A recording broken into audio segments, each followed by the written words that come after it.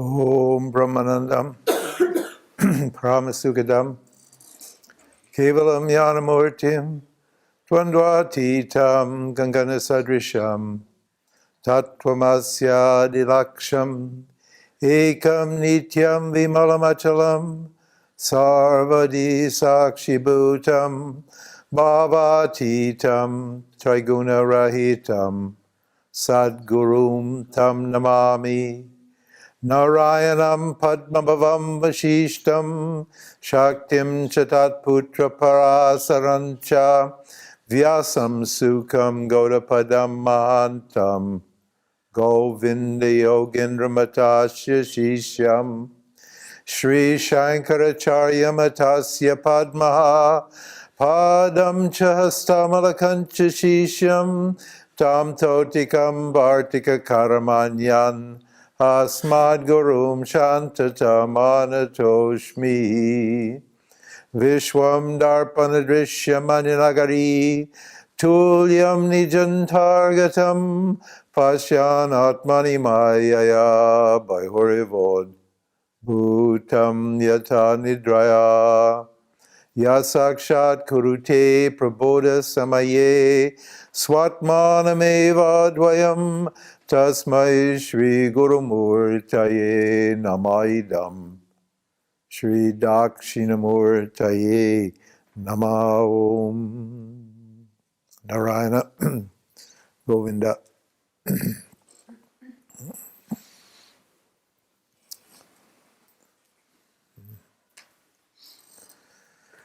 So, let's catch up to review what we've said so far. I want happiness here. I don't want temporary happiness.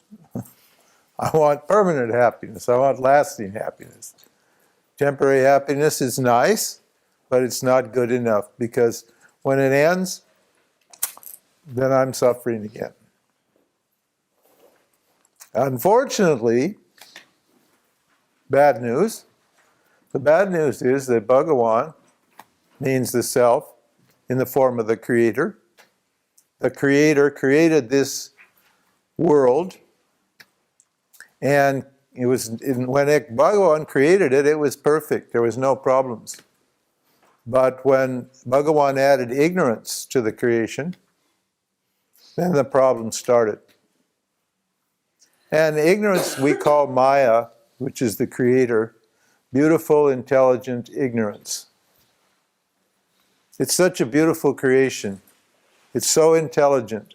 It's so beautifully designed. It's such a wonderful thing. In Bhagavan's mind, it's absolutely perfect. But then he threw in ignorance into the mix and became jiva, apparently became a jiva, an individual.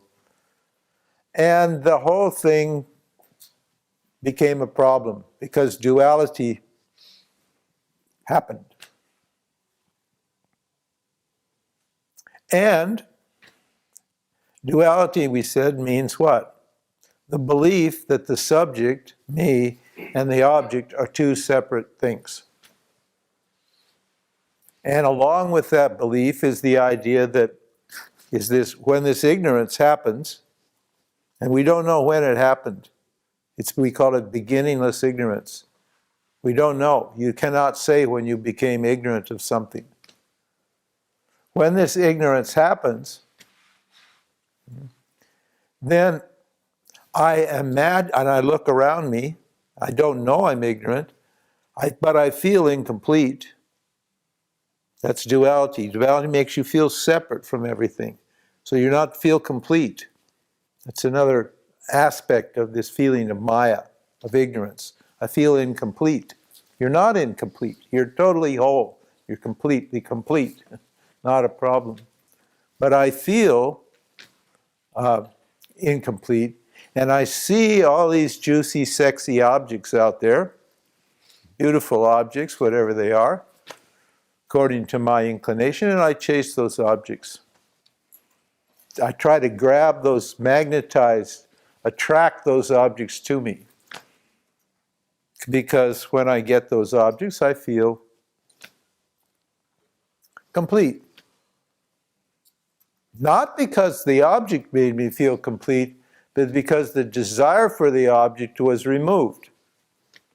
And when the desire for the object disappears, then the joy or the wholeness or the completeness of my own self is experienced. I go to the causal body and I experience fullness and happiness and completeness. And because that feeling of fullness and happiness and completeness happened in the presence of an object, the object of my desire, then what happens? I associate the happiness that I'm feeling with the object. This is called Maya. This is the trick. Maya tricks us. And we believe that the joy is in the object. And so we become attached to these objects. And that's the bondage, that's the suffering that we're trying to remove through self-inquiry. So we said that moksha is what? Freedom from dependence on objects. We define an object as anything other than myself. So this samsara is set up in such a way that my desires are always changing, the objects are always changing, and trying to get this connection with an object to keep myself permanently happy is just virtually impossible. As soon as I get what I want, my desires change. If my desires don't change, then the object disappears. Sometimes my instruments of enjoyment are not working properly. And even though the object's there and my desire is there, the instruments for contacting the objects are what? Are not okay. They're sick or they're weak or whatever, and I can't enjoy the objects. And the objects, we said, we categorize them as power, fame, wealth, pleasure, virtue, and so forth. Those are the objects that we chase. Most of us are not chasing material objects, and if we are chasing material objects, we're only chasing them for what? The joy or the happiness we think is in the material objects. So, that's our basic problem. I feel incomplete, I think objects complete me, and I discover that they can't. After a while, that's maturity. That's when you're growing up. Kids, you can never tell children this. People say to me, oh, well, why don't we just teach all our kids this in the beginning and then save them all that trouble of all that pain and suffering and all that seeking and all that. You can't tell them. You can tell them the joy's not in the object. Huh? Huh? No, they're not going to understand. They have to seek the objects, and they have to learn from experience that what? There's no lasting happiness in what? Objects. And we said that's a very difficult moment in our lives, in our spiritual journeys. It's an extremely difficult moment because it's a challenge to that inner child that never goes away or almost never goes away. You find people in 60, 70, 80 years old are still actually children spiritually. They still want what they want, when they want it, the way they want it. And if they don't get it, they get angry or depressed. Either way. Even later on in life, when they should have learned this lesson, they don't learn this lesson. They keep pandering to that inner child. On the other hand, people like us, we've come to realize that voice, that needy, greedy, wanting little voice, I want this, I want that, is not helping us. And so we decide, okay, let's get free of that needy, wanting person. And when you do that, we're told, as I said now, that's teaching number one. So then we become seekers. When we start seeking, we're told that the reason you feel bad is because you're in the wrong state. You need to get in a happy state of mind. And the happy state of mind is called a spiritual state somewhere. In yoga, it's called, I need to connect. Yoga means to, one meaning of yoga is to connect. The word yoga has several meanings. But I need to connect my little self with the big self. Because the big self is happiness, it's fullness, it's completeness, it's limitless. It's everything I want is here in myself, we're told. In other words, seek within. I've stopped seeking without, now I want to seek within. I've been told to seek within. And and that's right. Happiness is within. No doubt about it. Not that there's a within and without if reality is non-dual. But I don't know that reality is non-dual. For me, I'm my body, and there's a within and there's a without. At this stage, at the beginning stage. So I'm told to seek within. And how do I do that? I say, excuse me, sir, tell me how to do that. Well, you do this practice, whatever it is. And that practice, that action will connect you to yourself. Shiva and Shakti will come together. Your lower self and your higher self will get in touch, in you know, the meaning of yoga is communication, communion, to come together with. So you'll begin to experience that happiness that is your own nature. Not knowing that that happiness is your own nature, you're already experiencing it. You're just what? Maya has cut you off from the experience of it. It's extroverted you and turned you away from that experience of wholeness that's going on all the time. So now I want to what? Get what I already have through some experience. And we said that doesn't work because the doer, the person who's doing the practice, that person is limited and can only do limited results, can only gain limited results through his or her actions. And therefore, what? That limited result will never equal limitlessness, freedom. I can get all kinds of mini little freedoms, but if I get thousands of little freedoms, it never adds up totally to permanent freedom. Because freedom's my nature. I'm free already.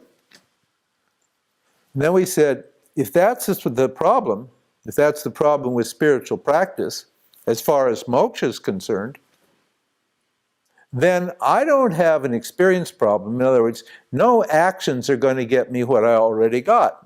I chanted a beautiful verse, na karmana, na prajaya, dhanena, tyageni ke amritatvama nashuhu. Not by karma were you going to get there. The scripture says you can't get there by doing anything. Why? Because you're already complete. So then I realized, the spiritual thing isn't, I don't quite understand that properly. And I become disillusioned with the spiritual approach. I try and I try and I try, and then I realize, that's not working for me. I must have an ignorance problem. Because that's the only other solution, other possibility. Either I have an action problem or I have a knowledge problem, an ignorance problem. Because that's all there is. There's just knowledge and experience. There's just awareness and objects. Objects are experiential, and awareness is what? The knower of the objects. So I've got a knowledge problem. If I have a knowledge problem, then I'm going to need a means of knowledge. This is point number 3 in the step of logic here, the spiritual path. If I have a knowledge problem, knowledge is not going to ignorance is not just going to go away on its own.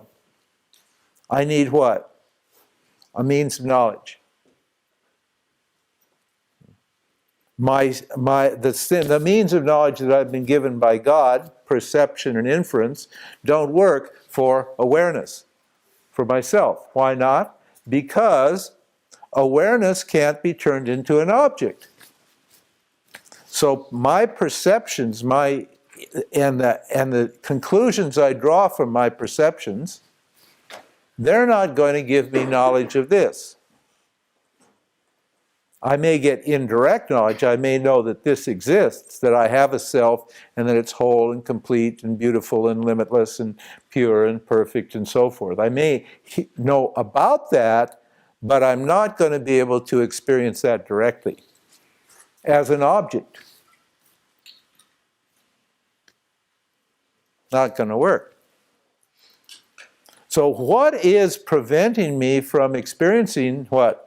Who I am, this wholeness, this completeness, this fullness, and this bliss that I am. What is preventing me from that? Simply the ignorance that's accumulated in my mind. The beliefs and opinions I have about myself and about life. That's the only thing, that's the only obstacle. There's no physical barrier. The barrier is purely psychological. The barrier is purely in my mind. I have self-limiting thoughts and feelings.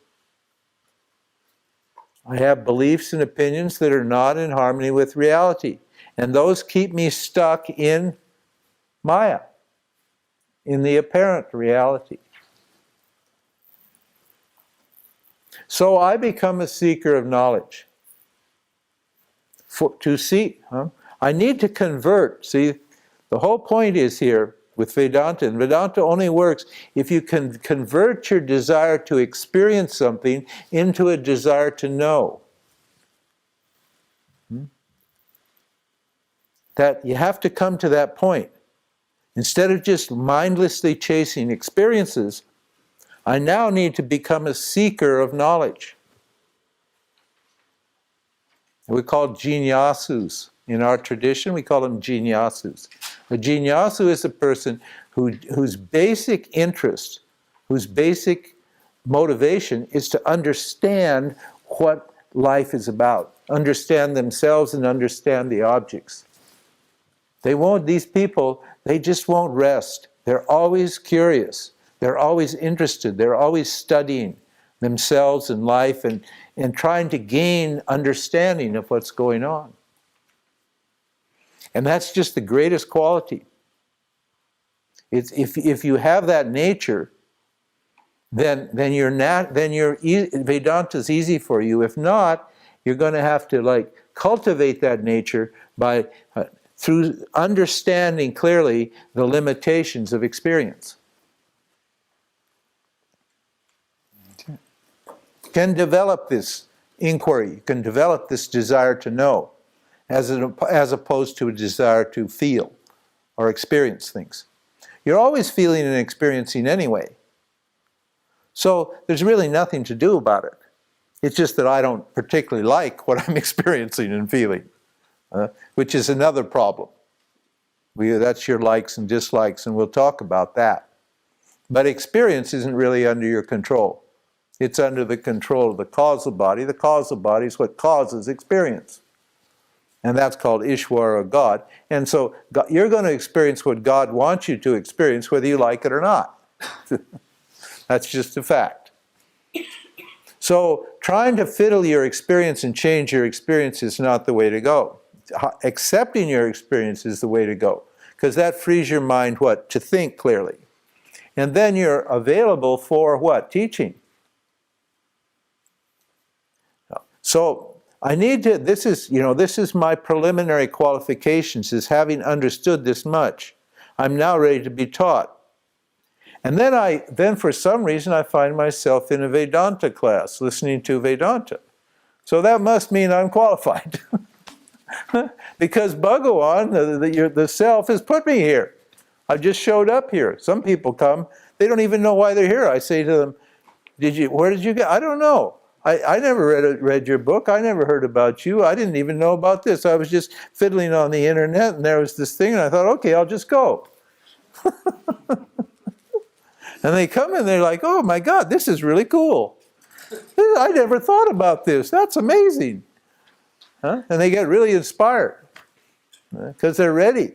They discover, hey, here's a means of knowledge that works. It immediately starts to set you free. Just coming here and hearing this message is a huge relief because you understand, oh, there's a solution now. I'm not just knocking around, going from here to there, from this guru to that guru, trying all these different techniques and paths and so forth, without any clear idea of where I'm going and what I'm doing and what enlightenment is. Suddenly I see, oh my God, here's a clean, clear, simple means of knowledge.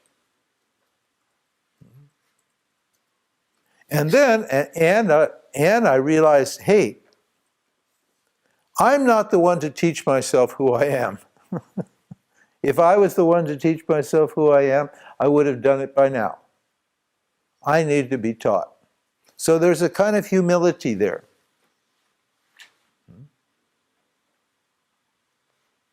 And then you start listening, and you can't take it all in. It seems like, oh my God, some of it makes good sense, and some of it just is very confusing. And you find yourself arguing with it, and fighting with it, and questioning it, and all of that, which is good. And then you realize, hey, maybe I'm really not that prepared or qualified to understand this. This is why we had to tell you about the qualifications. We don't tell you about the qualifications to keep you away. It's not like we're saying you can't come in unless you're qualified. We're just saying, if, everyone's welcome here. And anyone can benefit. But if you're having a hard time appreciating what we're saying in its completeness, in its wholeness, then it's only because there are certain qualities of your mind that are preventing that.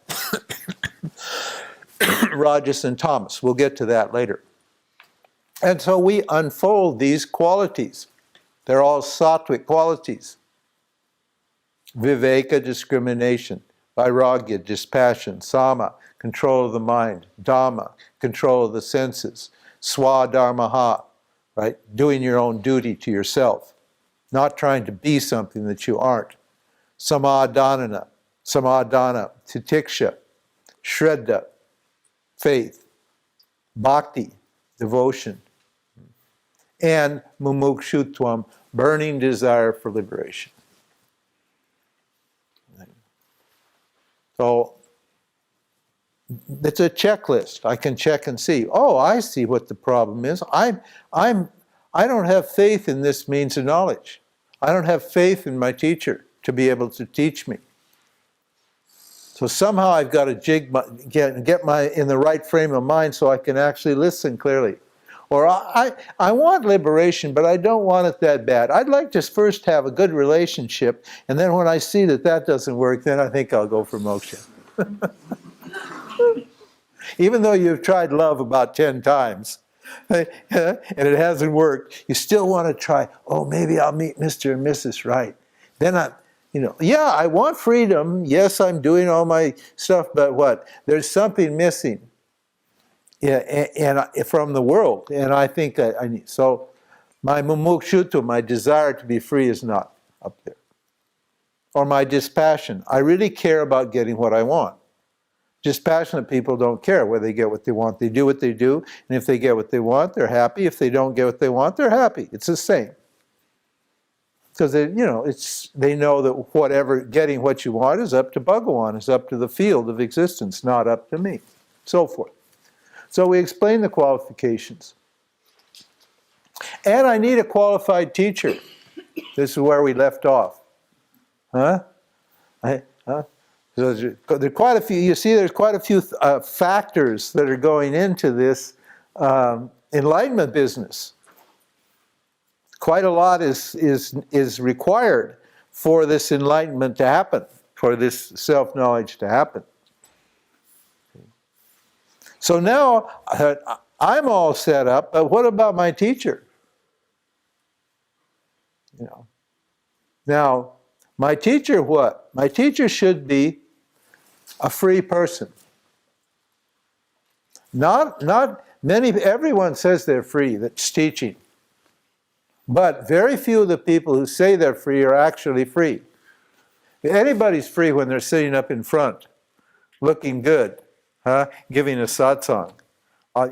You have no idea what I am actually. If I just look blissful and holy and chant a few things and talk sweetly and love you a little bit, and they'll think, oh, he's very free. But you don't know. You have no idea what I'm doing behind closed doors. You'll give me your confidence because you want to believe that I'm free, because you want to believe it's possible, but you have no idea whether I'm free or not. So you need to what? Be critical. You shouldn't just swallow what I say. I'm not asking you to swallow what I say. I'm saying, listen to the logic. The logic speaks for itself. The knowledge will speak for itself. And then observe this person, this teacher that you have. Look and see, are they really dispassionate? Are they really discriminating? Do they care about money? A lot of them, you'll see them. They're all talking, oh, I don't care about this and that. But then they have these big organizations that are collecting huge amounts of money. And suddenly you see them dressing really fancy or getting facelifts and driving big cars and all that sort of thing. You wonder, hey, just a minute. Yes? Yes. Are you dispassionate about the outcome of your actions if you write a book and nobody wants to read it? Or something? Sure. Absolutely. Absolutely. The book I only wrote for myself. I thought to myself, I wrote this about. Every book is like that, but the one that made me famous, that book, I was getting old, and I realized I was going to die. And I was so happy that my guru had taught me this, and that this Vedanta was there. And I just thought, I'll just write it all down for me perfectly, everything I know, and I just leave it. I had no idea to even publish it. In fact, when I finished it, I said to Bhagawan, I said, that's a nice book, that's a beautiful book, but now it's up to you. Because I'm finished. I'm not going to do anything more about this book. It almost killed me to write that book. I spent a whole year. It took one whole year, and I was 8 or 10 hours a day writing this book. And I just couldn't go to that whole publishing thing. And so I just turned it over to Bhagawan. I said, it's up to you. That's it. And I didn't care. I really didn't care. And 3 days later, I got an email from a publisher. I never met the publisher.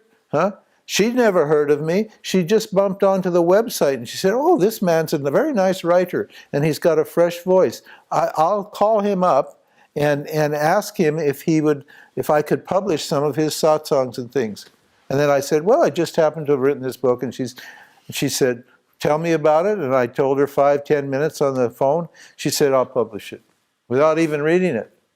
She said, I'll publish it. And 2 weeks later, a contract came in the mail. I had no idea whether it was going to sell or not. You know how much money I make on that book? Maybe like 300 euros or 500 euros a year. I get nothing.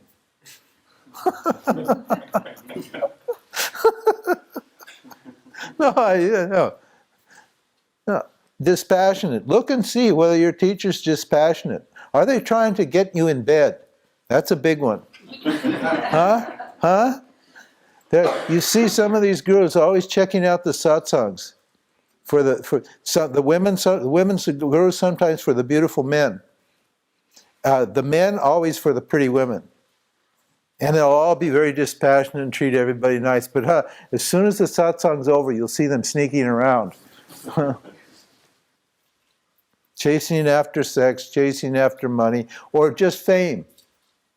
Or they're needy. They need to have you there. If you say, oh, sorry, you see, this isn't really working for me. Your teaching's really not working for me. I'm going to go. Then the guru will tell you, you know what? You'll never get enlightenment. You're supposed to be here. This is your path. You're throwing everything away. You need to stay with me. You hear this all the time. I had a woman that I taught. She became quite a famous guru. And And she was very needy still. She was emotionally very needy.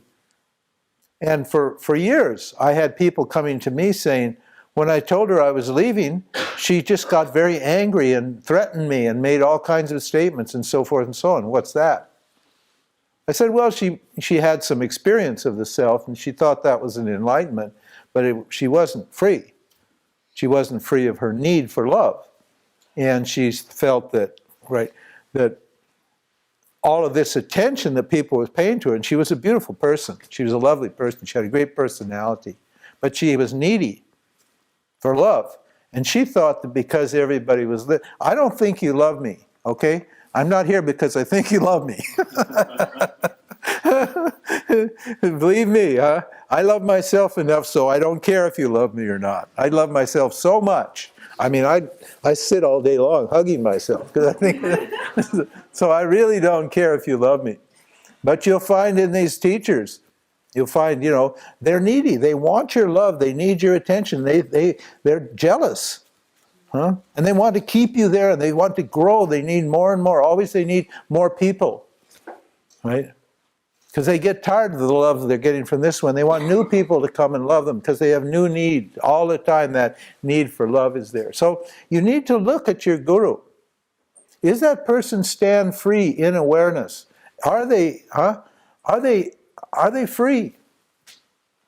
We call it established in Brahman in the tradition. And that teacher should have a valid means of knowledge. Just a teacher that just promises you some kind of experience is not a proper teacher. Yes, there are these Shaktipat gurus. You've probably all been to Shaktipat gurus.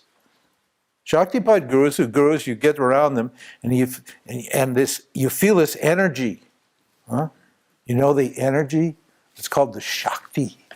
Huh? And somehow, when you get around them, you start getting high. You start feeling good.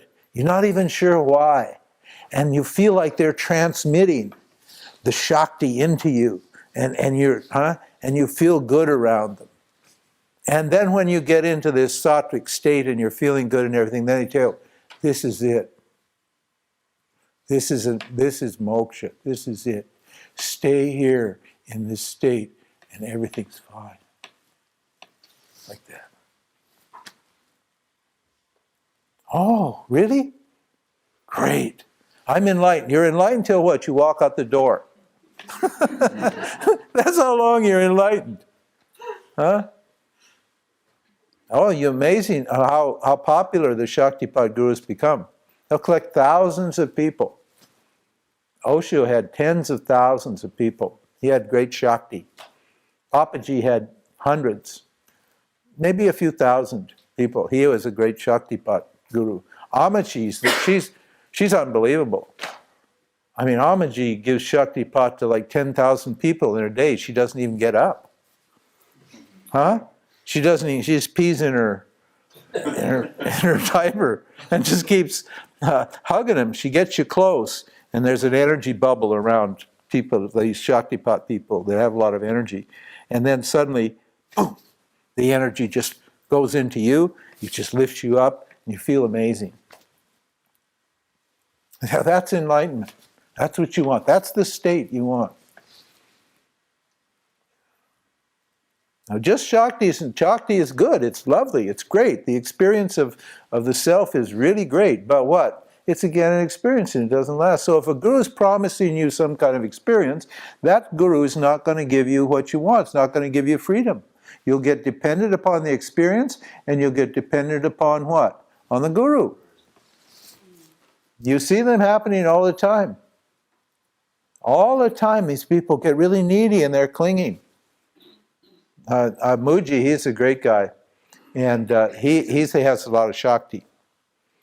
And so people are always around him. And he used to come to Tiruvannamalai every year. And I knew him for years before he was really famous. And then as he got more and more famous, you could see after a while he became very, very, very weak and tired. And he'd just like go to a restaurant to try to be alone for a few seconds, just to get his energy back. And there'd be 10 people, boom, just like magnets would be on him. They'd all be touching him and grabbing and pulling the energy off him. And the poor man, he was such a nice man, you know, he'd just give and give and give and give and give. So the guru needs to be out. Have a valid means of knowledge, needs to be free.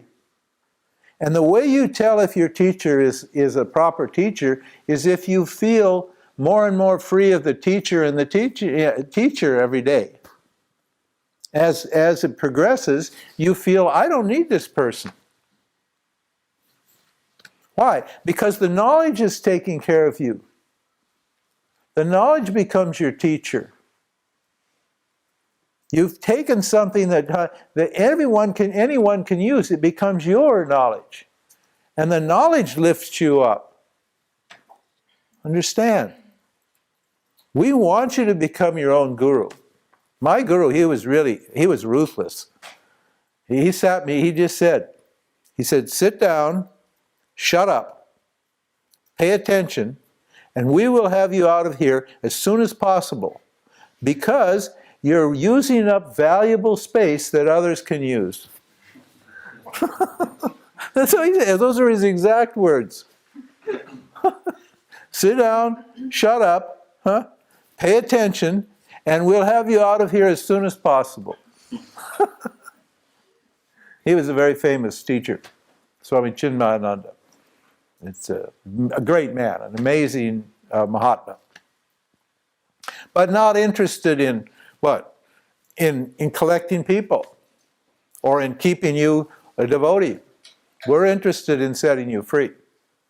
This teaching is to set you free of everything, including the teaching and the guru and all of that. So the teacher needs to be qualified, and the teacher needs to what? Actually live in such a way that you can see that this knowledge is real knowledge. If a teacher is talking freedom but not living free, then you have a big doubt about that, don't you? Say, well, what good is this knowledge if I see this teacher cutting corners, not following Dharma? It's greedy, self-centered, it's power-hungry. Recently there was a guru, I think you may have heard of, Andrew Cohen. And he was quite a famous guru. He had thousands of people. He started teaching about 27 years ago. And he was a Papaji person and one of the first Neo teachers. And just a few months back, he quit.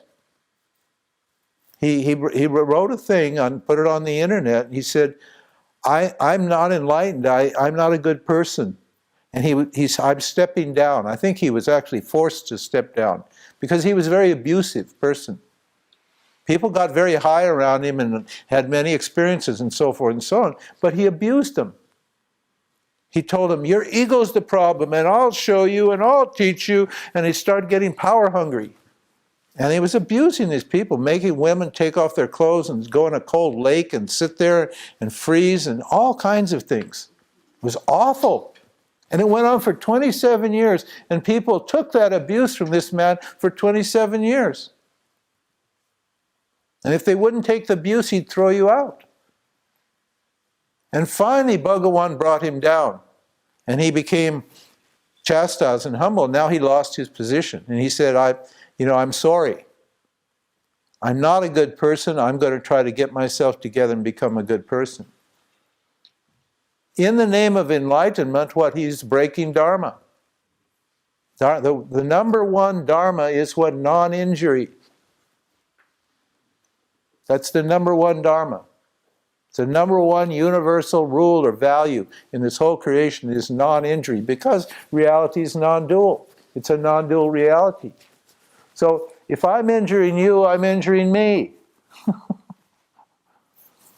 If I'm injuring you and I don't feel injured, then there's something wrong with my enlightenment. Understand?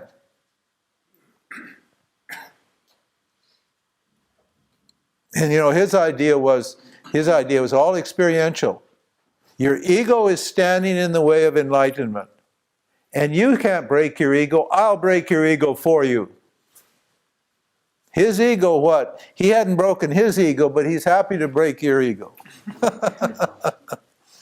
So when you have this kind of teachers telling you have to kill your ego, and you have to do all these things, and you're not good, and you'll get enlightened one day, and blah, blah, blah, blah, blah, you better run as fast as you can. There's a lovely man who came to my seminar in Spain recently. And he had been with Andrew for 20 years. And he read this, I wrote a small satsang about the reason why Mr. Cohen had a problem, and it was because of his idea of enlightenment was wrong. He had the wrong idea of enlightenment, and that's what caused him to teach like this. He just had that experiential notion and that idea that the ego was the problem, and so so his idea was, well, I'll bust your ego. And people believe that. Your ego's not the problem. Everybody's got an ego. I have an ego, you have an ego, we all have egos. You're going to have an ego as long as you're here. Bhagawan gave you an ego. You're supposed to have an ego. It's good. It's just, what is my ego doing? That's what's all. And what does my ego know? And what does it think? That's the only issue. But everybody's got an ego, and you can't, the ego doesn't stand in the way of the self, because the ego is the self under the spell of ignorance. Understand? There's only one self. There's not a two selves, not an ego self and a true self. There's only one self. So if there is an ego, it's got to be the self, and that's only what? The self under the spell of Maya. So there's no busting ego problems here. There's only removing ignorance for the ego. The ego's got an understanding problem, not an experience problem. Understand? So, okay, now we got the three factors. I'm qualified, I've got a qualified means of knowledge, and I've got a pure teacher, a free teacher, who can wield this means of knowledge and teach me properly. Is that enough? No. You can see why there's so few enlightened people, you understand? Do you see why it's so hard? I'm just telling you this to show you why it's so hard. Why there's only a few people who gain enlightenment, and most everybody keeps trying. Because there's so many things involved in this. It's not just by magic. This doesn't just happen by magic. This whole creation is very logical. And I'm explaining to you the logic here, the reasons why this is difficult. And once you understand what these reasons are, then it becomes easy. But in the Bhagavad Gita, Krishna says, sometimes he says, this is very difficult knowledge. And sometimes he says, this is very easy knowledge. And you say, what is wrong with this guy? At one point he says it's very easy, and at another point he says it's very difficult. What is it? Is it easy or is it difficult? Well, it's easy if you're ready and prepared and qualified, and it's very difficult if you're not. That's all. It's very simple. And you get prepared and qualified by listening. By getting it clear what is involved in the story, in the thing, then you can make the adjustments that are necessary. But if you haven't thought through all of these things carefully and resolved these issues in your own mind, it's not going to happen. You have to think it through. Now, so there's one more factor that's required for this moksha business. Got the guru, got the teaching, I'm okay, I'm good to go. But what? One more factor is called devam. That means Bhagawan. That means the unseen factor. Or the grace of God. See, your enlightenment's not just for you. Because there's actually no you to be enlightened. Your enlightenment's for Bhagawan, for the total, for everyone. You're not just here for your own self. I don't know if you knew that, but if you thought this is all about me, well, you're wrong. It's not just about you. Yes, you're important, but it's not all just about me. It's about the total. It's about everyone. And so when it's important for the total, when it's important for other people to gain this knowledge, then what? Bhagavan will what? Make you understand. And your knowledge will go to bless, your knowledge and your experience will go to bless everyone.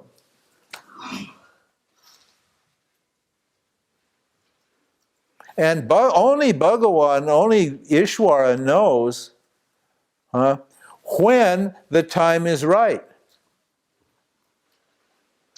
So those are the four factors. Now, if you're qualified and you have a teaching and you have a teacher, you don't really care when you get enlightened. You understand I'm already enlightened, and that whatever that final thing is up to Bhagavan, and you just relax and enjoy yourself.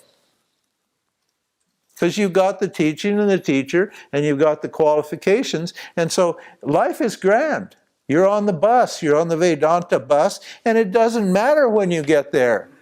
You will get there. Ramana says, he uses a great analogy. He says, when you get on the bus with your luggage, you don't sit in your seat holding your luggage, do you? Huh? The man is sitting there holding his luggage up. You say, well, what are you doing? Well, I'm carrying my luggage to San Francisco. I'm going to San Francisco. I'm carrying my luggage. Well, nobody does that, do they? What do? You put your luggage down, and the bus will carry your luggage, and you just look out the window and enjoy the scenery. So once you've got the right teaching, you're on the bus. You put down your problems down. You leave, just forget it, and you enjoy yourself. And whether you get enlightened or not, it doesn't matter. If it's 10,000 years or 10 seconds or 10 minutes, it doesn't matter, because you know it's up to Bhagavan. I've done everything I can do. I'm doing my utmost. I'm doing my best. I'm living a righteous life.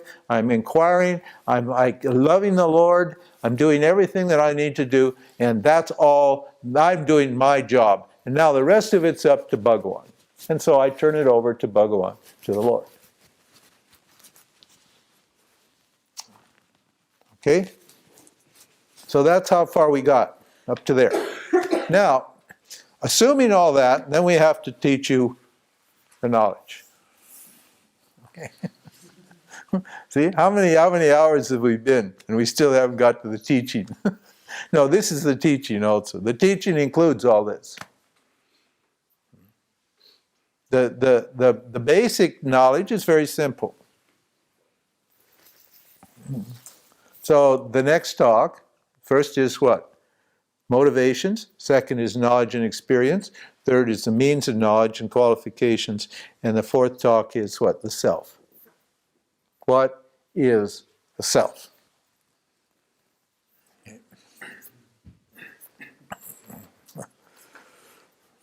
Now, imagine this situation. You're out in the forest, and you've been walking for a while. You don't see anybody. And then suddenly somebody comes walking on the path toward you. A stranger. You don't know who they are or anything. And the path is narrow, and you stop face to face. Now normally, you say, what do they say here? Griscut? No, that's in huh?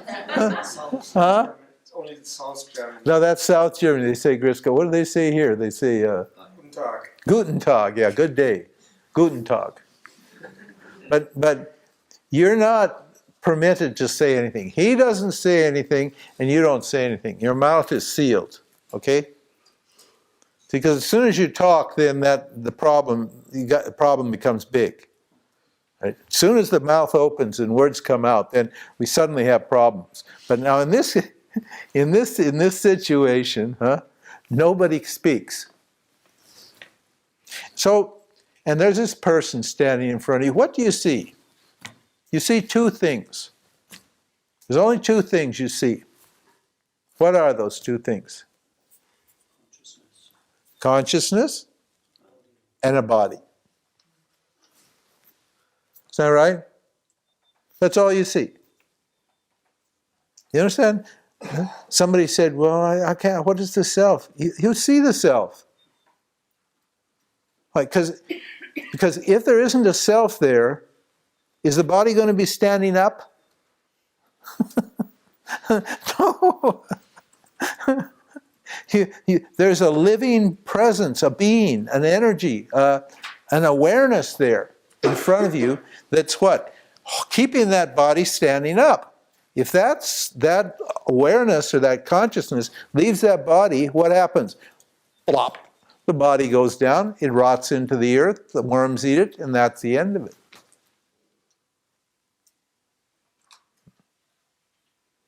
So consciousness, so you're seeing and experiencing consciousness all the time. Every time you look at a person, every time you look at yourself, you're seeing what? You're seeing awareness, and consciousness, and you're seeing the body. Now, the only problem is, which is the person? Is the body the person, or is the consciousness the person? Who am I? Am I the body, or am I the consciousness? See, this is a problem, because I got two things here. Now, most of you remember when I did the pen. Well, that pen's gone. I said, where's the pen? Right?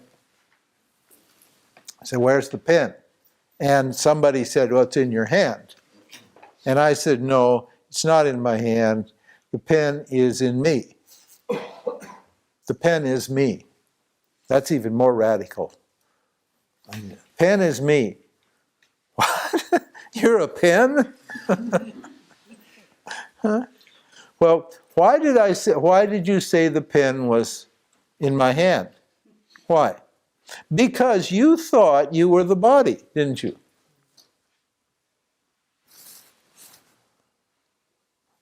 If you didn't think you were the body, you wouldn't say the pen was here. It was identifying yourself with the body, projected the idea of that you were there and this was here, and you saw the pen as an object sitting over here. And then we analyzed this situation from the point of view of consciousness, and we discovered there's no separation between the pen and consciousness. The pen is consciousness appearing what? In consciousness as what? As a form that seems to be something other than consciousness, but is actually only consciousness. Because what? The pen is the thought of the pen, and the thought of the pen is what? Only possible because of consciousness.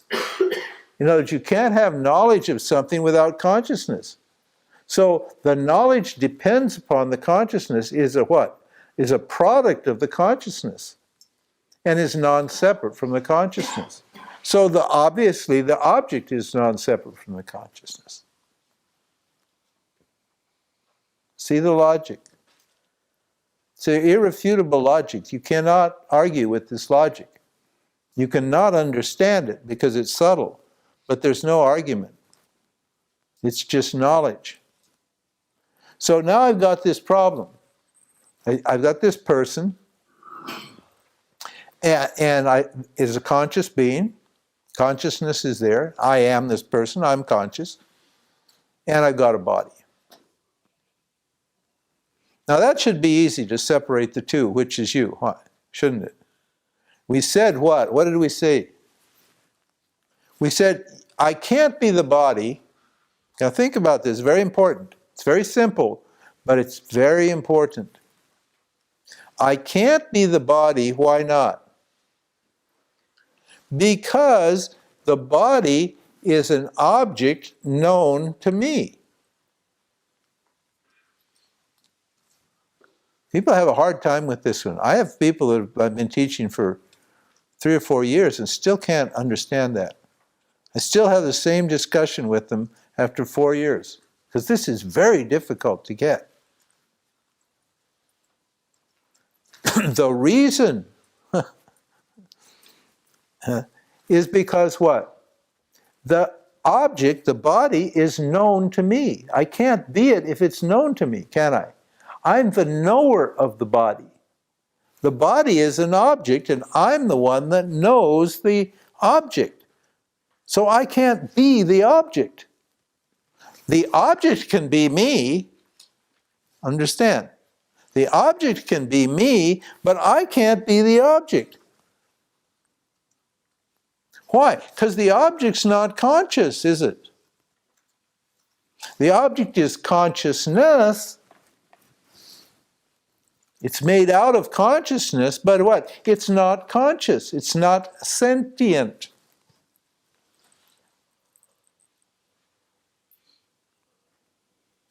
Problem solved. I've eliminated my confusion about who you are and who I am. The consciousness that I see there, is it any different from the consciousness that's here? Now you look at me and you see consciousness, and I look at you and I see consciousness. Is the consciousness in you and the consciousness in me different? No. That's why you can identify with people, because what? You're only seeing yourself when you connect to another person. And when you love another person, it's only the consciousness in the person that you love. It's yourself in that person that you love.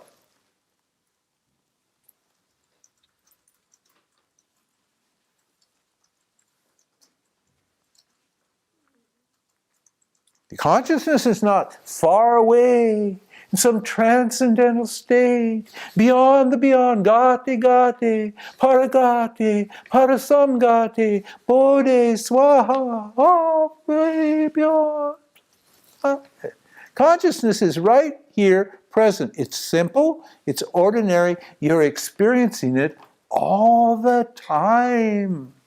You're never not experiencing consciousness.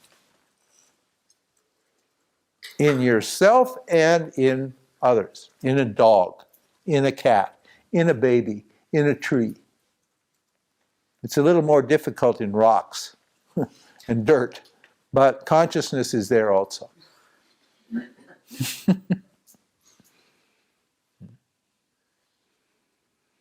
So what's the problem?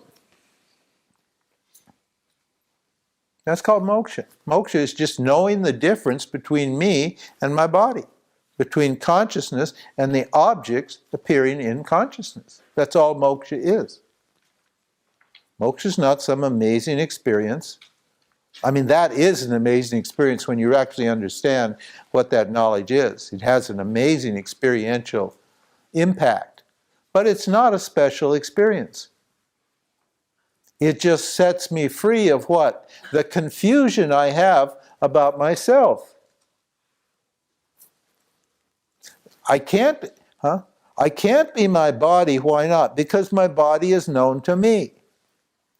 And the same thing applies to what? My feelings and my thoughts. Those are the other two classes of objects. The physical world can't be me.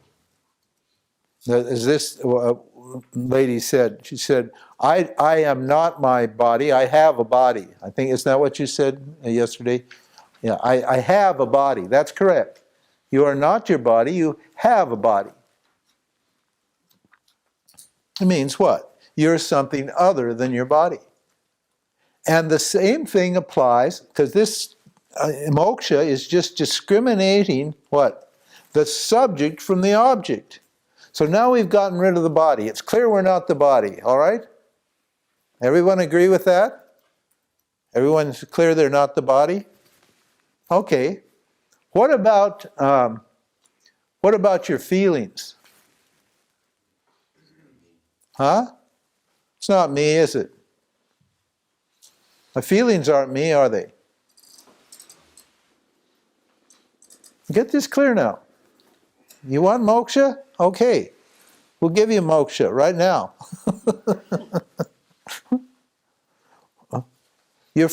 Do your feelings know you? Do your feelings feel you? No. You feel your feelings. Means what? Your feelings are objects just like your body's an object. They're just subtle objects. They're just subtle objects. They're material, they're matter, this body's matter, and your feelings are just matter too. They're matter that's what? Vibrating a little faster. This matter is vibrating, boom, boom, it's tamasic. Boom, boom, boom. So it creates a kind of heavy, dull kind of experience for you. And your feelings are vibrating a little faster, like that. But they're just material energy, that's all they are, your feelings. There's nothing really amazing about them at all. And they can't be me, why? Because they're known to me. They're objects appearing in me, in consciousness. Okay. We're okay with that? I'm not my body. I'm not my feelings. Okay, here, now the next level. What about my thoughts? Huh? Same logic applies, doesn't it? I can't be my thoughts. You know, I notice people often in this teaching, they get very identified with their thoughts sometimes. I can tell that they're identified because I'll say something and I watch their mind and I'll see they become angry with me. Or they get angry when they hear a thought that contradicts their thought. And that tells me, oh, this person's identified with their thoughts. They think they're their thoughts. They believe what they think. But what you think isn't you, is it? Huh? This is a harder one, isn't it? Huh? This is much harder to get rid of. Huh? Because you actually believe that you are what you think. I'm a Christian, I'm a mother, I'm a father, I'm a Jew, I'm gay, I'm straight, I'm a lesbian, I'm a doctor, I'm a lawyer, I'm a teacher, I'm a blah blah blah blah blah blah blah blah blah. I'm a blah blah blah blah blah blah blah blah blah blah blah blah blah blah. Isn't it? The I, consciousness, me, awareness, is what has joined the thought. There's no connection, actually. The awareness is always free of the thoughts, of the emotions, and the physical and the body. It's always free, but what? It joins the thoughts and it says, I'm a this, I'm a that. I'm asleep, I'm awake, I walk, I talk, I breathe, I think, I feel, I this, I that. Is that true? Is any of that true for you? And the answer is no. The answer is no. None of that is true. All those activities, I think, I feel, I walk, I talk, I sleep, I breathe, I eat, all of those activities, where do they belong? They belong with the body and the mind. The body walks, it talks, it eats, it sleeps. The self doesn't walk, it doesn't talk, it doesn't eat, it doesn't sleep. It has no sense organs or mind. So it's not doing any of those things. You are not doing any of those things. Let's not call it an it, let's call it a you. Calling it as we call indirect knowledge, and calling it you or me is called direct knowledge. The self isn't doing any of that. Yes, So Andreas. we said when a desire is removed, or when ignorance is removed, the joy of the self, the bliss of the self flows through us. But actually it's not the bliss experience in the self. This bliss is experienced in the causal body.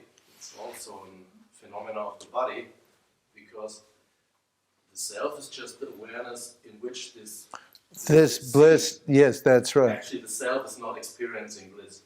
No, the self is a non-experiencing witness.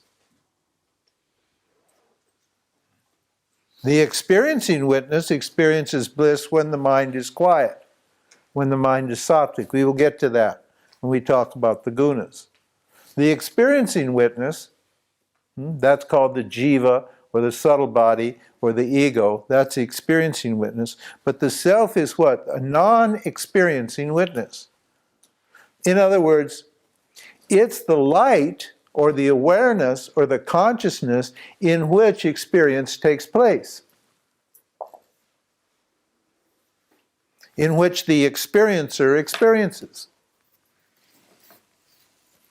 There are billions, trillions, gazillions of experiencers. Do you know how many nematodes there are in 1 square inch of earth? Like 40 million. These little beings, little conscious beings called nematodes, little kind of worm-like things.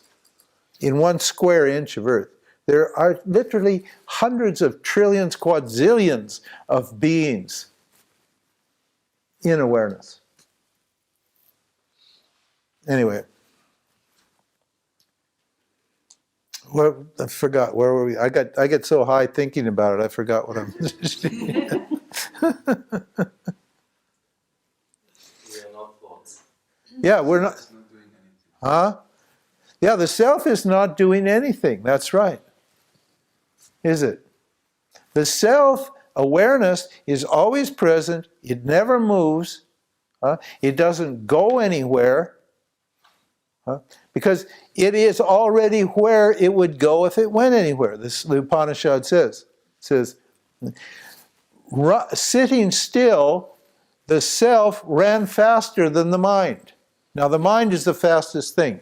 As soon as you think of something, your mind goes to that thing, whatever it is. So that's, as soon as you think of it, you're there. But the self is even faster than that. Why? Because it's already there before it has to think to get there. Means there's no place where you aren't. Tell me, have you ever been someplace where you aren't? You never have, because you're always present. The body moves, the experiencing entity moves. We call that the traveler. The reincarnation is for this person here.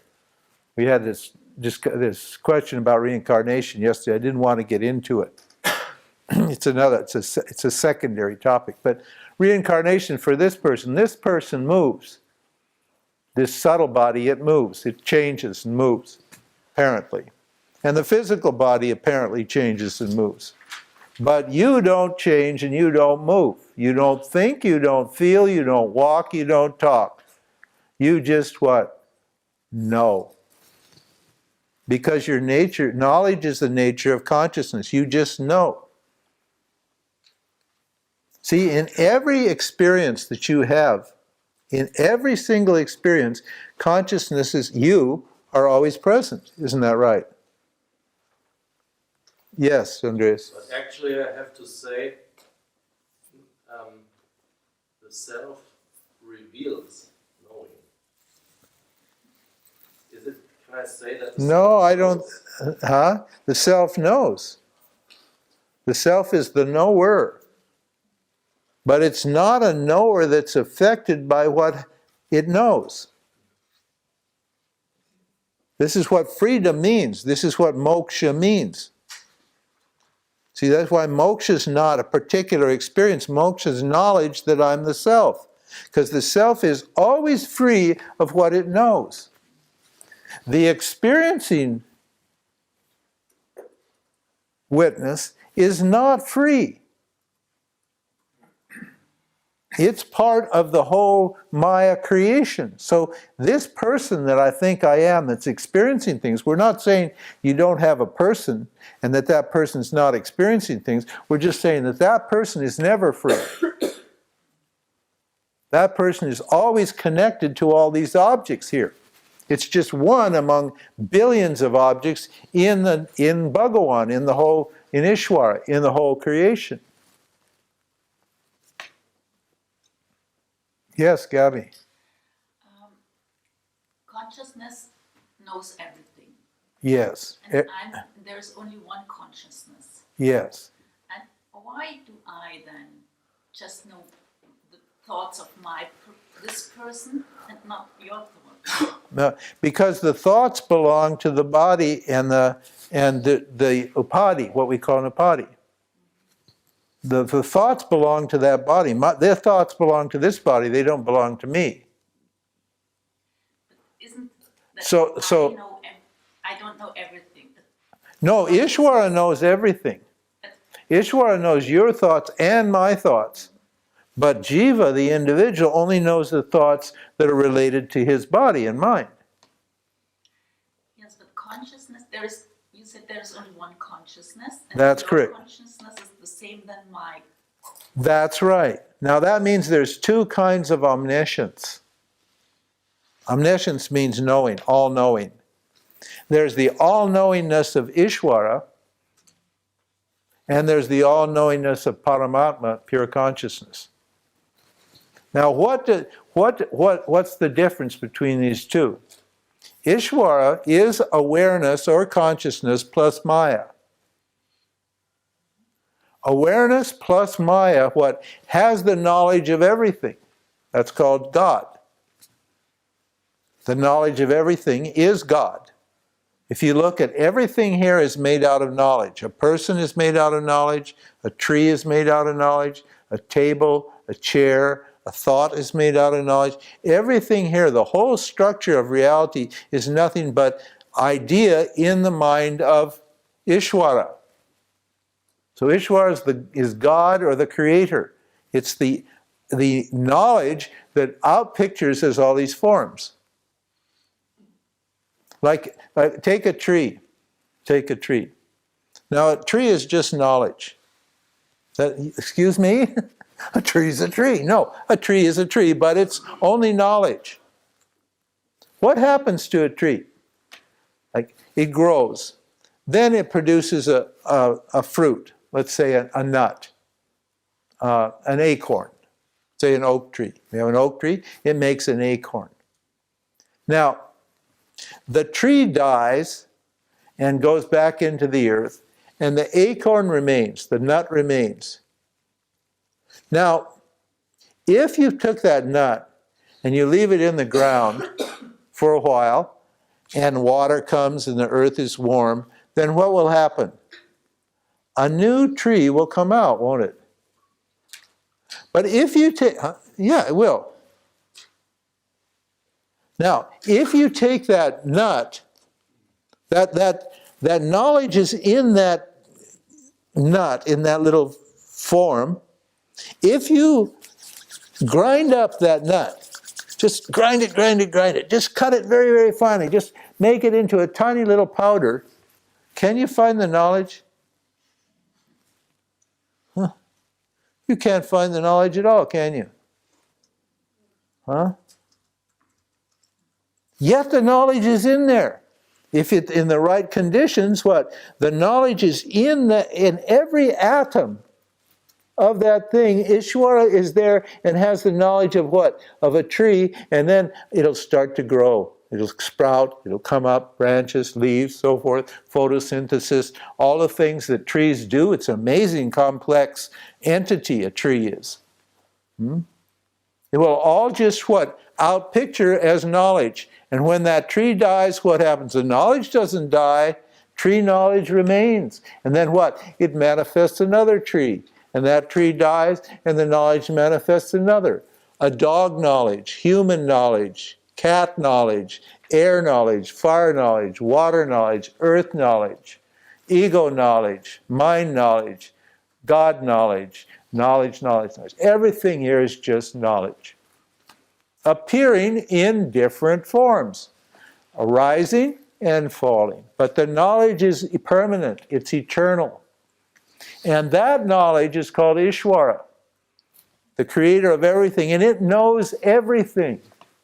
It knows your thoughts, and my thoughts, and her thoughts, and his thoughts, and the thoughts of ants, and the thoughts of bees, and the thoughts of trees. It knows everything. That's Ishvara.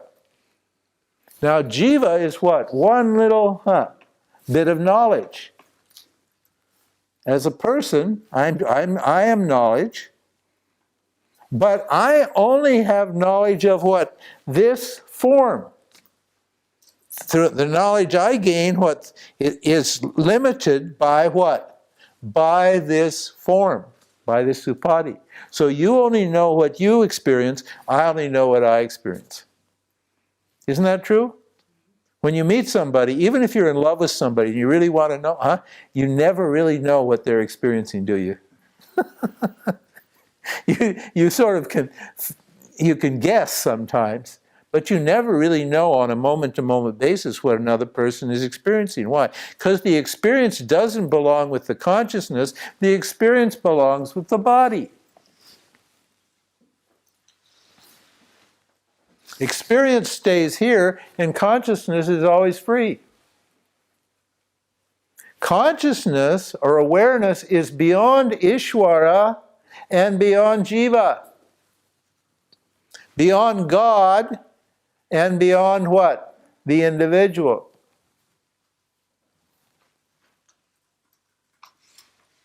And when the individual understands that it's consciousness, it what? It's no longer under the spell of Ishvara either. It's no longer under Ishvara's control. This is what a Jivan Mukta is called. A Jivan Mukta means a liberated person. That's actually an oxymoron. You can't be a person and be liberated. But apparently, an apparent person, that Jivan Mukta is actually awareness. And is not what? And can say no or yes to Ishvara. It's fine.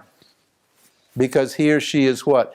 That awareness, because of which Ishvara knows what Ishvara knows, what God knows, and that awareness, because of which Jiva knows what Jiva knows. In other words, you as awareness are beyond both the creator and the created. Which means you're free of them. Because they're objects known to you. Ishvara just means what? Just means your environment. Let's not get too grandiose about this. We can go way off into the higher levels of thinking, but like Ishvara, the word Ishvara means the creator.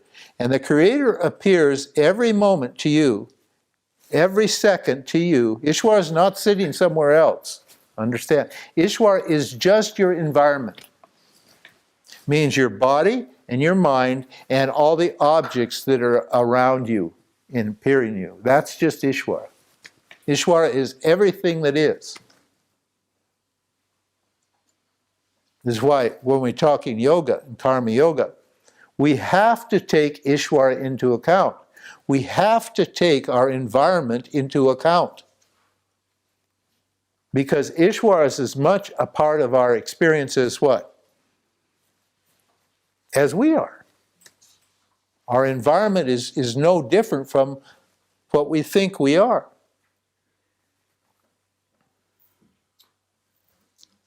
Yes, sir. Sir, I've been with the Neos for quite a while, and many refer to the state not knowing. Yeah. So, when you say awareness knows everything, it's in the sense of perceiving everything. Yeah. The not knowing state, is it like referring to not labeling, the mind not labeling? Maybe. What we would say is, well, who knows the not knowing? Because if you say there's a not knowing, There's a perceiving of there's got to be some that's right, there has to be some perceiving of the not knowing. So who is it that knows the not knowing? Awareness. It's a simple matter. It's the same awareness that knows what we're talking about right now. Exactly the same awareness. It's ordinary awareness. Now this is a very important point. Do we still have it? Oh my God, we're running out of time. We haven't even got, we're just getting into this topic. It's ordinary awareness. Mind you, it's ever-present, ordinary awareness. It's not way out there somewhere or hidden somewhere or mystical or anything like that. It's just the ordinary awareness because of which you know what you know. Because of which I know what I know. The knowing faculty in you and the knowing faculty in me is exactly the same awareness. And it's nothing special. So you see, and when you get in the spiritual world, you're told, oh, and there's this huge, I call it a pornographic language of hyperbole. It's like almost pornographic, the way they talk about God and awareness. As if it was like the sexiest, most incredible, juicy, amazing thing there ever was. And it's totally rare and unique and unbelievable and incredible. And oh my God, how they get all worked up in this big fantasy about awareness. But awareness is nothing special at all. It's just right here now, it's that because of which you know what you know. And that because of which you know what you know, that consciousness or that awareness is always present, isn't it? Every experience, grand experiences, small experiences, at every time, at every place is only what? Made possible by what? By this simple, single factor, this awareness. And that awareness, this awareness, if it's that, it seems to be somewhere else. If it's this, it seems to be here. So let's call it this awareness. Even though it's not this, because this could be that also. It's just that because of which, or this because of which I know what I know. It's the essence of knowledge. It's not, Ishvara is all knowledge, and the essence of knowledge is what? Consciousness, awareness. What is the wave is what? Is the ocean. The ocean is what? Water. So the wave is water and the ocean is water. What's the essence of the wave and the ocean? What is the same for the wave and the ocean? Water.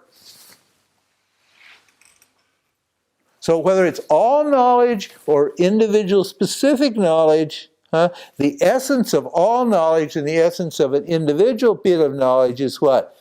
Consciousness, awareness. Me.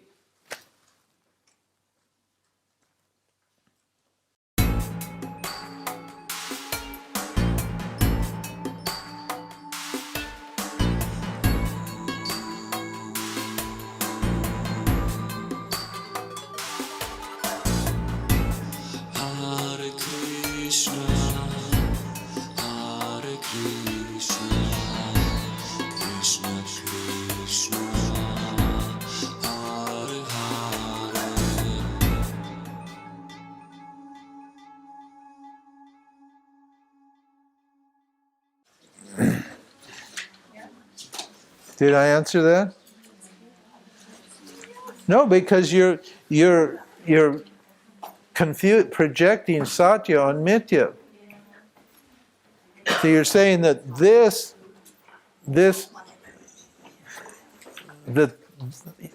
you're associating your upadi, the Gabi person with this, and you're saying that what belongs to this, the all-knowingness, should belong here. But this is always limited knowledge. Jiva is limited knowledge, limited desire, and limited action, limited energy. Ishvara has unlimited knowledge and unlimited desire and unlimited energy. But neither Ishvara nor and so Ishvara's got the knowledge of everything. Jiva's got the knowledge of what itself. It's one specific thing. But awareness is what? Free of both. Now this for awareness, there's no me and you. Right? Awareness just sees you as awareness and sees me as awareness. This is what enlightenment is. Enlightenment is just understanding that I'm awareness, and then I see you as awareness, and I see me as awareness, and then all the problems are gone. Huh? If I look at you from Ishvara's eyes or from Jiva's eyes, then we have duality and we have a problem. Understand? No, what I think the key for me is what you said last, that it is not the knowledge, but the essence of the knowledge. The essence of the knowledge, that's correct. That's it. There you go. That's also the all-knowingness of consciousness. It's the essence of knowledge. Is the essence of knowledge, that's correct. So the difference between the all-knowingness of Ishvara And the all-knowingness of Paramatma or awareness is that one is the essence of knowledge, and this is what? Total knowledge, and this is individual knowledge. only total knowledge about the creation. Creation. Only Right, and the creation's only just a speck in awareness. okay. So Ishvara is under the spell of Maya. Correct. Ishvara, yeah. Sometimes Ishvara is said to be Maya, sometimes it's said to be under the spell of Maya. But we need to make a distinction between awareness as a creator and awareness uncreated. Because this awareness, if it's non-dual, there's no creation involved in it. Is there? You can't have a creation where you have only one thing. So when Maya is operating, then we have the question of creation comes in, and then we have to talk about Ishvara and the objects. Okay? Yeah.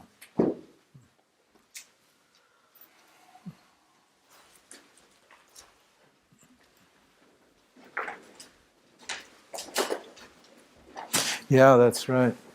That's a real tricky one. That's the most subtle point, is to separate the creator, awareness as the creator, from pure awareness. And in the Jivan Mukti, he knows only the essence. The essence, that's right. That's right. Automatically some kind of Ishvara. That's right. Everything about the creation. That's right. Now, see, that's absolutely correct, and that's why we have to get that very clear, because a lot of people think the Jiva is going to become Ishvara. Huh? And like Sai Baba, have all knowledge and fly around like Babaji and manifest all this sort of thing, and all, you know. That's not automatically. That's not going to happen. And even people like Sai Baba and Babaji and those things, they're not creating the whole universe. Yeah. They just have special powers, special siddhis that have come from Ishvara, but they're not creating the sun, the moon, the stars, the mind, the intellect, the whole structure. They're not that Ishvara. They're little bigger Ishvaras than we are, maybe, or maybe not. I mean, I could probably meet Babaji or Sai Baba and give them 50 questions they couldn't answer. I bet I could figure out 50 things they could not answer at all. So they don't have all knowledge. They're just jivas with different powers. And all of jiva's powers come from Ishvara. And so a Jiva, he can earn some siddhis, some powers. Merits, yeah, siddhis. But that's independently of knowing who they are. That's right, absolutely. Yeah, and that's why in the yoga literature they counsel against identifying with these siddhis that come when you're doing sadhana. Because when in the Yoga Sutras, you'll see that the Siddhipad, chapter on siddhis, comes after the chapter on sadhana. Huh? And that's where they warn you. They tell you, hey, don't think those belong to you. Because the jiva, As soon as those powers start to come in, it thinks the powers belong to me. And so it gets a big ego. This is why you'll find in yogis, you'll find often very big egos, huge egos. They haven't realized that all the powers are Ishwaras. And just because their mind has been controlled and cleared to a certain level, then Ishwara is operating through them. So then the jiva, the ego, claims those powers to be its own powers. But it's really all Ishwara only doing it. Like this guy Bratzo. Have you heard of him? No. Bratzo, he's a Romanian guy. He goes around the world gazing at people. He has very strong energy and power, and thousands of people come. He doesn't take money or anything. And he doesn't seem to claim that it's his either. So maybe he understands it's just Ishwara functioning through him. But yes, that's correct. So jiva is not going to ever become Ishwara. And a jivan mukta knows I'm Paramatma. So he's not fascinated by Ishwara or jiva, by his own personal psychology. He's not particularly in love with the personal psychology that's attached to him, and is not fascinated by Ishwara either. So it's very simple, because when I know the essence that I am awareness, the knowing principle, then ignorance is no longer a problem for me, because I am the awareness which observes ignorance. That's right. And I don't have to get rid of ignorance. I just have to know what ignorance is. That's all. And the ignorance is fine. But if I know what ignorance is, there is no ignorance. That's right. There is no It's the same. It's the same. That's right. But people think, like enlightened people sometimes have this problem. They'll see that they think I'm not enlightened. That thought, I'm not enlightened, will come simply because they had that thought for their whole life, that I'm limited. And they'll think, oh my God, I must not be enlightened because I had the thought that I'm not enlightened. But what? They think, but that thought doesn't stand in the way of awareness, does it? It's just an ignorance appearing. So they say, oh, that's an ignorance. That's funny. I'm the self, and yet I think that I'm not the self. That is so funny. And they'll have a laugh. They won't identify with that thought as being real at all, because they know, hey, that's just ignorance. So enlightenment is just a bad word too. Yeah, enlightenment's a bad word. We don't like that word. But I have to use it. You said before there is no beginning of ignorance, no? But what is with when the children are rising, no? There's something, if they are more and more identified with all the stuff they do, I am Jim, this is the beginning of ignorance or not? Because You mean from children? Is ignorant, but also Okay, let me innocent. ask you this. Do you know the Gagaboo guy? Do you know the Gagaboo guy? Heard of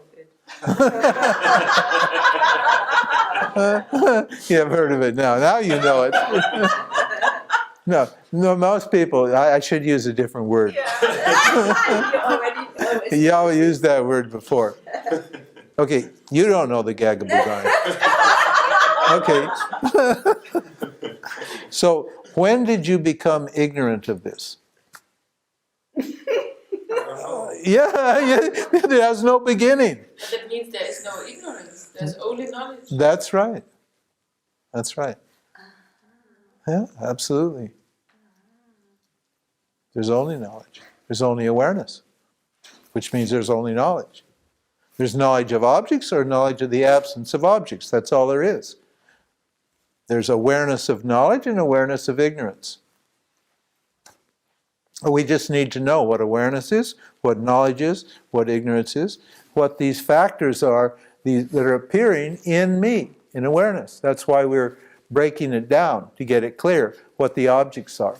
But that also means that every apparent individual is omniscient. No. If there's No. only No, they're omniscient, that's right. Yeah, according, no, not in their world. As awareness, they're omniscient. They know the essence of everything. This was Vedamurti's. They're omniscient in their world. Is that what you mean? Yeah, that's right. but they're not omniscient in everybody else's world. No. But they know, Is there a world outside? no, because everybody else is just a concept. There actually are So no, I am omniscient. you are omniscient as awareness, but you don't know all the facts. No, but the facts only appear as they appear. That's correct. In other words, that the whole notion of Ishwar is nonsense, because it just appears as an idea in my mind. Good story. That's right, it's a nice story. Absolutely. That's correct. It only appears as facts, as statements of truth or ignorance. It doesn't matter. And it appears in me. That's correct. Very good. Yeah. So awareness just knows itself. That's it. And this idea that this is a person that knows awareness, that's not correct, because awareness knows awareness, irrespective of what? Whatever objects or facts are appearing in awareness, whatever thoughts are appearing and so forth. Awareness just knows itself. But when Maya is operating, when ignorance is operating, then awareness thinks it knows the objects and that the objects are separate from itself. So then I wonder why all this complicated system, To get rid of the ignorance, because ignorance which is... doesn't exist anymore. which doesn't exist anyway, but I don't know that it doesn't. Most people, you know that it doesn't exist, but most people don't know that it doesn't exist. Most people take ignorance to be a fact and to be knowledge. And so we've got to, that's why we have to teach like this. Slowly, slowly, slowly, we keep removing little bits of ignorance, and it becomes more and more and more clear as you go. That's why we need a complete teaching. Could you maybe at some point say some words about the direct path through Atmananda? Sure. I teach the Atmanivritti and Atmadarshan. I also have a video stick of those teachings. So you can I'll bring that out on Thursday. Yeah. But I will, yeah, because this is the direct path. Atmananda was a Vedanta teacher. He just didn't call it Vedanta. I was reading, working through the Greg Goods, Yeah, Greg Good. and he recommended you, that's why I'm here. Oh yeah, Greg's a good guy. Yeah, and that's a obviously direct knowledge. The direct path just means knowledge. The basics of this is that there's no outside world, there's no objective world. There's These are the basic experiments. there is an apparent outside world. We're not saying there isn't one, because we can't say it doesn't exist. Because you can't, because you experience an outside world. So you can't say that it doesn't exist. We say it does, it's not real. This is one problem that some of the direct path teachers have. Huh? That's the clarification. That's a clarification that needs to, and Greg and Francis, Lucille, and Rupert Spira don't make that really clear. I don't think. I know them all. They're really good guys. They're enlightened people, and they're really good guys. But there's a few little problems with the direct path teaching. I generally endorse it, but there are some issues there that need to be clarified. But saying that there is no objective world is not correct. There is an objective world, but it's not real. It's experientiable. It's touchable. It exists as an object, but it's not real. It means it's not permanent. So it appears. It's what Greg would call an arising. It arises, so you can't say it's not there. If it's not there, you can't see it arising. So it's definitely there. There are sensations arising. That's it. Not the object. No, not the objects, but it certainly looks like the objects are. Yes, but you remember your arrows? Yeah. They certainly look like arrows, like the same length. Yeah, that's right. They're not. They're not. No, that's right. Well, see, you understand the difference between satya and mithya, between the apparent and the real.